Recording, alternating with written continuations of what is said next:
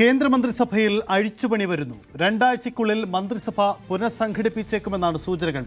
12ഓളം മന്ത്രിമാരുടെ വകുപ്പുകൾ മാറിയേക്കുമെന്നും 4 പേരെ ഒഴിവാക്കിയേക്കുമെന്നും സൂചനയുണ്ട്.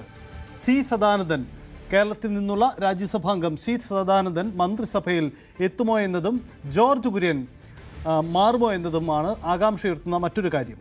CBSE നീറ്റ് പരീക്ഷാ നടത്തിപ്പിൽ ആരോപണം നേരിടുന്ന കേന്ദ്ര വിദ്യാഭ്യാസ മന്ത്രി ധർമ്മേന്ദ്ര പ്രധാനെ മന്ത്രിസഭയിൽ നിന്ന് മാറ്റി നിർത്തുമോ എന്നതും ശ്രദ്ധേയമാണ്. അതേസമയം സുരേഷ് ഗോപി അദ്ദേഹം മന്ത്രിയായി തുടരുമെന്ന് തന്നെയാണ് സൂചന.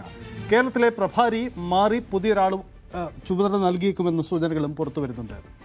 രഞ്ജിത്ത് രാമേന്ദ്രനുണ്ട്. രഞ്ജിത്ത്, കേന്ദ്രമന്ത്രിസഭാ പുനഃസംഘടന പ്രതീക്ഷിച്ചിരുന്നതാണ്. എന്തൊക്കെയായിരിക്കും മാറ്റം? ഇതിൽ മലയാളികൾ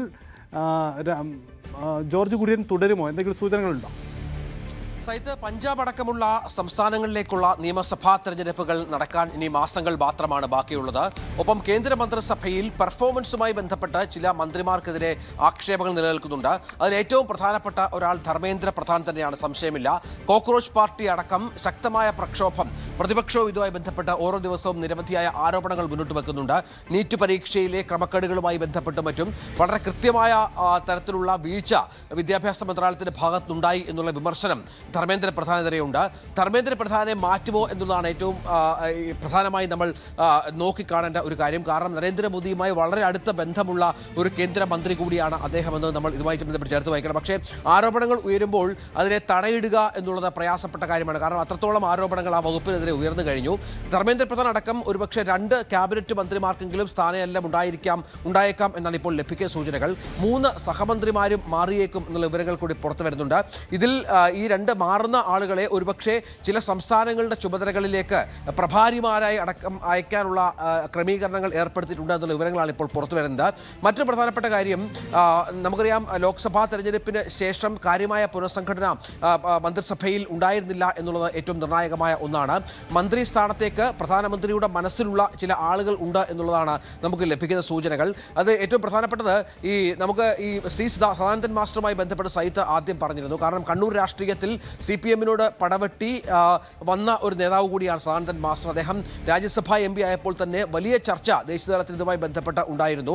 അദ്ദേഹത്തെ മന്ത്രിയാക്കുന്നതിലൂടെ ഒരു കൃത്യമായ സന്ദേശം നൽകാം എന്നുള്ള ചില വിലയിരുത്തലുകളും BJPക്ക് ഉണ്ട് എന്നാണ് മനസ്സിലാക്കേണ്ടത്. ഒരുപക്ഷെ അതിനുള്ള സാധ്യതകളുണ്ട്. അതുണ്ടാകുന്നത് ജോർജ് കുര്യൻ്റെ സ്ഥാനം തെറിച്ചാൽ മാത്രമാണ്. ജോർജ് കുര്യൻ്റെ രാജ്യസഭാ കാലാവധി അവസാനിക്കാൻ പോവുകയാണ് ഈ മാസത്തോടുകൂടി. ഒരുപക്ഷെ അദ്ദേഹത്തെ മറ്റു സംസ്ഥാനത്തിൽ നിന്ന് രാജ്യസഭയിലേക്ക് എത്തിച്ചുകൊണ്ട് മന്ത്രിസ്ഥാനത്ത് അദ്ദേഹത്തിന് വീണ്ടും അവസരം നൽകുമോ എന്നുള്ള കാര്യവും കാത്തിരുന്ന് കാണണം. അങ്ങനെയാണെങ്കിൽ കേരളത്തിന് സാധ്യതകൾ വളരെ കുറവാണ്. സദാനന്ദൻ മാസ്റ്റർ മാത്രമല്ല, K. സുരേന്ദ്രൻ, ശോഭാ സുരേന്ദ്രൻ, ഒപ്പം MT രമേശ് അടക്കമുള്ള BJPയുടെ രാഷ്ട്രീയ നേതാക്കളുടെ പേരുകളും സജീവമായി തന്നെ പരിഗണനയിലുണ്ട് എന്നാണ് മനസ്സിലാകുന്നത്.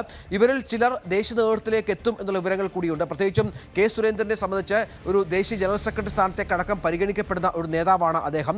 ശോഭാ സുരേന്ദ്രനും വലിയ തോതിലുള്ള പരിഗണന കിട്ടാൻ ഇരിക്കുന്നു എന്നുള്ള വിവരങ്ങൾ കൂടി പുറത്തു വരുന്നുണ്ട്. അങ്ങനെ BJP അത്തരമൊരു മാറ്റം സംഭവിപ്പിച്ചാൽ വലിയ തോതിൽ കേരളത്തിലെ നമുക്കറിയാം ഇത്തവണ 3 നിയമസഭാ സീറ്റ് നേടി അഭിമാനകരമായ നേട്ടം പാർട്ടിക്ക് സമ്മാനിച്ച ഒരു സംസ്ഥാനം കൂടിയാണ് കേരളം. അവിടെ ഒരു മന്ത്രിസ്ഥാനം കൂടി അധികം നൽകുക, സഹമന്ത്രി സ്ഥാനമാണെങ്കിൽ നൽകുക എന്നുള്ളത് പാർട്ടി നേതൃത്വത്തിന്റെ പരിഗണനയിലുണ്ട് എന്നാണ് മനസ്സിലാക്കേണ്ടത്. ഏറ്റവും പ്രധാനം സർക്കാരുമായി ബന്ധപ്പെട്ട അടുത്ത കാലത്തായി ഉയർന്ന ആരോപണങ്ങൾ തന്നെയാണ്. അതിലൊന്നാണ് വിദ്യാഭ്യാസ വകുപ്പുമായി ബന്ധപ്പെട്ട്. അവിടെ കാര്യമായ ഒരു അഴിച്ചുപണി ഉണ്ടാകും എന്നാണ് പ്രതീക്ഷിക്കേണ്ടത്. ഇതടക്കമുള്ള മാറ്റങ്ങൾ ഈ മന്ത്രിസഭാ പുനഃസംഘടനയിൽ ഉണ്ടാകുമെന്ന് കരുതണം. ഒപ്പം സംഘടനാ തലത്തിലും കാര്യമായ തരത്തിലുള്ള അഴിച്ചുപണിക്ക് ദേശീയ നേതൃത്വം ഒരുങ്ങുന്നു എന്നാണ് വിവരം.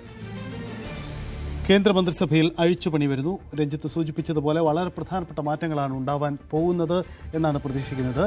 മലയാളികൾ പുതിയൊരാൾ വരുമോ, പഴയ ആൾ മാറുമോ, ജോർജ് കുര്യൻ തുടരുമോ ഇല്ലയോ, ഇതൊക്കെ ആകാംക്ഷയുയർത്ത കാര്യമാണ്. എന്തായാലും മുഖം മെനുക്കുകയാണ് കേന്ദ്രമന്ത്രിസഭ. കൂടുതൽ വാർത്തകൾക്ക് News 18 Keralam YouTube channel subscribe ചെയ്യുക.